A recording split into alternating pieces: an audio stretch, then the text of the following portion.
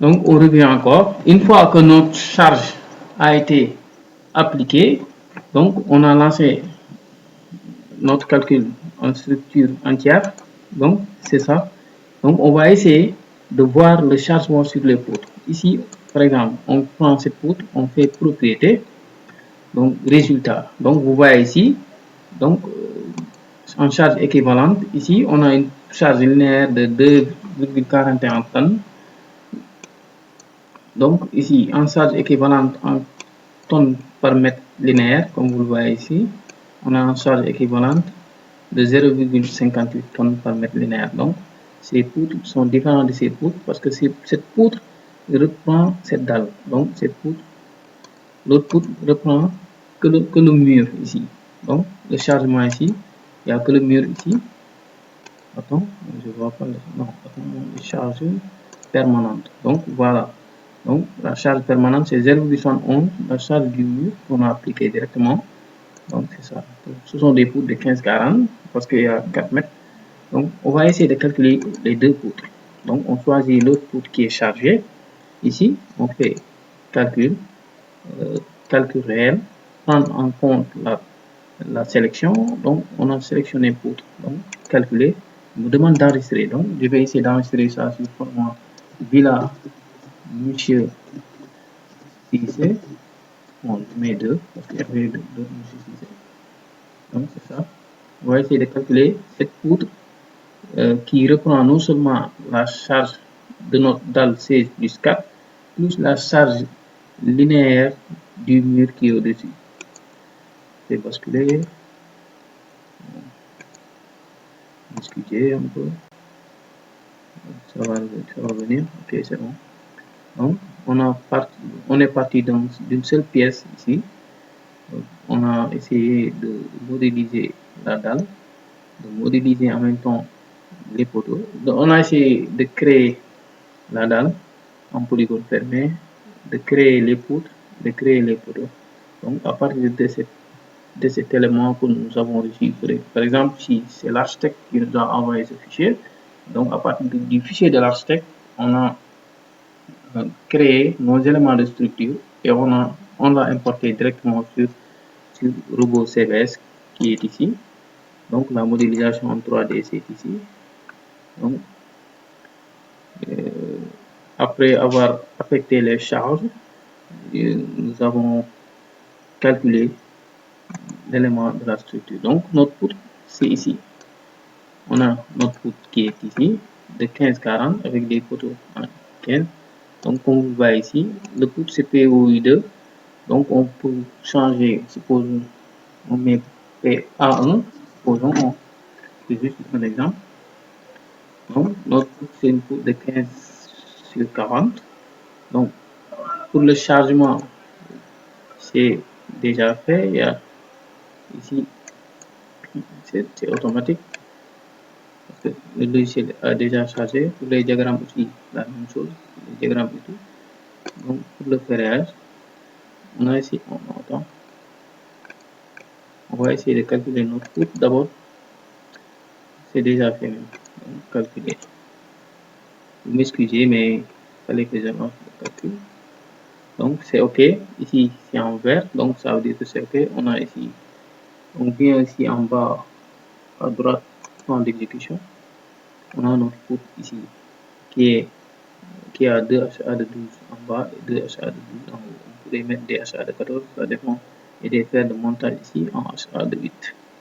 Donc, c'est ça notre coût 15-40. Donc, vous voyez, ici, il y a deux sections, il y a deux fois 2 HA de 12. Donc, il y a 4 HA de 12 en bas. Pourquoi? Parce que cette poutre reprend la dalle, elle reprend encore la charge qui est au-dessus. Donc, je vais essayer de vous montrer une autre chose. Vous voulez enregistrer? Bon, non, c'est pas intéressant. Donc, c'est confirmé. Je vais essayer de calculer l'autre poutre. L'autre poutre ici, c'est une poutre qui ne reprend pas la dalle. Donc, toujours prendre en compte la sélection. Je fais calculer. C'est une poutre qui reprend que la charge murale. Donc, c'est deux poutres différents. Cette poutre, le premier poutre que nous avons calculé est beaucoup plus chargé parce qu'il y a la charge de la dalle et la charge du mur qui est au-dessus. C'est pour cela qu'il nous a mis 4 barres en HA de 12 en acier de flexion. Donc, c'est ça. Donc, notre élément, c'est toujours comme ça, c'est juste une seule pièce. Vous pouvez avoir 10 pièces, 15 pièces ou même 20 pièces, c'est toujours possible. Donc, vous pouvez, à partir de cet exemple, faire des exercices et ces exercices pourront vous permettre de calculer toutes les structures que vous avez. Donc, c'est tout à fait possible. Donc ici, notre poutre, on laisse un peu parce que j'ai une machine qui est un peu lente. Mais je vais régler ça bientôt. Donc, ici, bon, je vais essayer de basculer pour qu'il puisse aller rapidement. Donc, c'est bon. Donc, notre poutre est là encore. C'est une poutre 15-40. Supposons, je mets A2.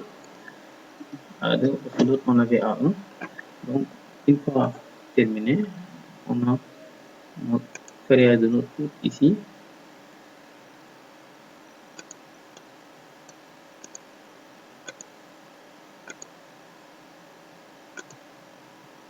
Donc, la poutre a été déjà calculée même. Oui, effectivement. Voilà. Donc, notre poutre est là. Voilà ici. Donc, je reviens sur poutre. Je n'ai pas vu calculer. Hein. Géométrie, résultat. Je vais sur chargement pour voir la charge de notre poutre. Notre poutre est chargée. Bon. Attends, je reviens sur géométrie. Qu'est-ce que j'ai fait?